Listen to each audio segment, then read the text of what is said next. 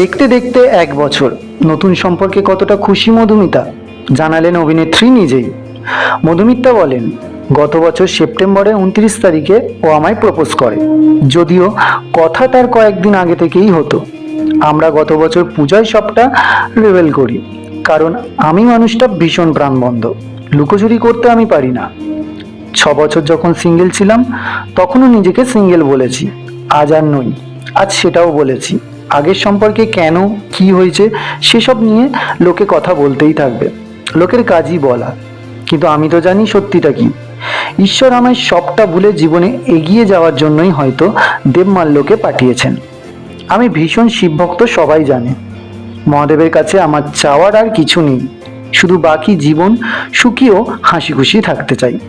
সামনেই বিয়ে, তাই পুজোর পর অনেক কাজ বাকি। এদিকে শুটিংও চলছে জোর কদমে। সব মিলিয়ে 2024 থেকে 2025 এই একটা বছর আমার কাছে ভীষণ স্পেশাল। তো বন্ধুরা, অভিনেত্রী মধুমিতা সরকারকে আপনার কেমন লাগে তা অবশ্যই কমেন্ট করে জানাতে পারেন। ভিডিওটি যদি ভালো লেগে থাকে তাহলে লাইক ও শেয়ার করবেন, এবং প্রতিদিন নতুন নতুন ভিডিও পেতে অবশ্যই চ্যানেলটিকে সাবস্ক্রাইব করবেন। অল সেলিব্রিটি নিউজ 01-এর তরফ থেকে মধুমিতার জন্য অনেক অনেক শুভেচ্ছা, এবং সকলকে জানাই শুভ মহা অষ্টমী। ভিডিওটি শেষ পর্যন্ত দেখার জন্য অনেক ধন্যবাদ।